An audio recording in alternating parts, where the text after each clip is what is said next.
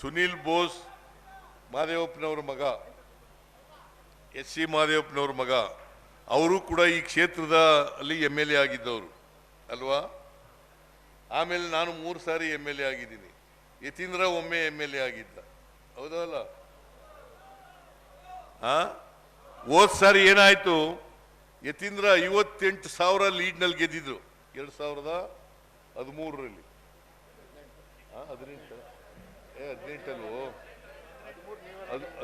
18ರಲ್ಲಿ ಸಾರಿ 18ರಲ್ಲಿ 58,000 ಲೀಡ್ನಲ್ಲಿ.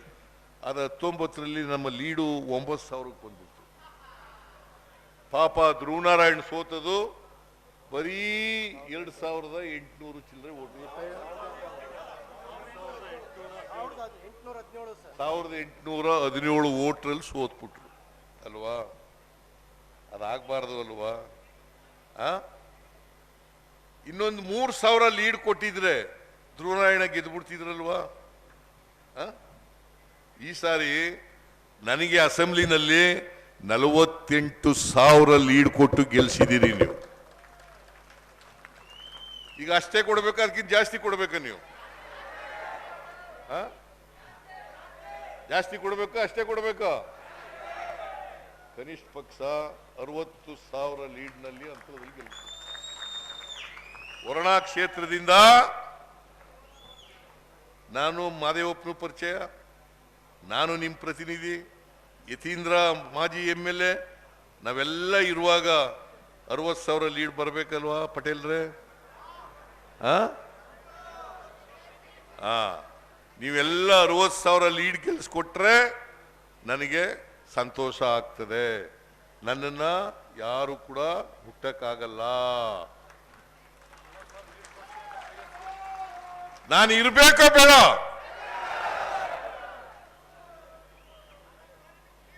ಅದರಿಂದ ನಾನು ನಿಮ್ಮಲ್ಲಿ ಎಲ್ಲರಲ್ಲಿ ಕೈ ಜೋಡಿಸಿ, ನಾನು ಭಾಷಣ ಹೆಚ್ಚು ಮಾತಾಡಬೇಕು ಅಂತ ಅನ್ಕೊಂಡಿದ್ರು ಕೂಡ ಕೇಂದ್ರ ಸರ್ಕಾರದ ನರೇಂದ್ರ ಮೋದಿ ಅವರು ಏನೇನು ಮಾಡಿದ್ದಾರೆ ಈ ದೇಶದಲ್ಲಿ, ಅವೆಲ್ಲ ಫೇಲ್ಯೂರ್ಸ್ನೆಲ್ಲ,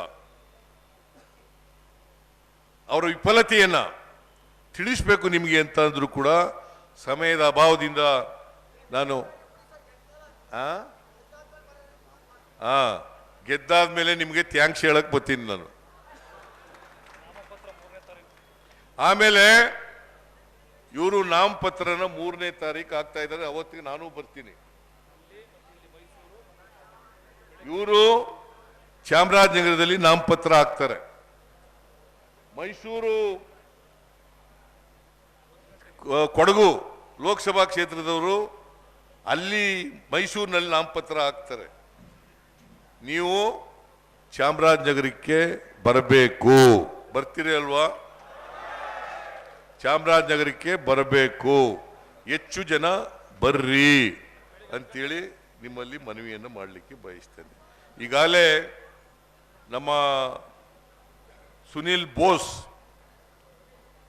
ಬೋಸ್ ಹೊಸಬಾನ ನಿಮ್ಗೆ? ಅವ್ರ ಪರಿಚಯ ಮಾಡಬೇಕಾ? ಮಾದೇವಪ್ಪನವರ ಸುಪುತ್ರ.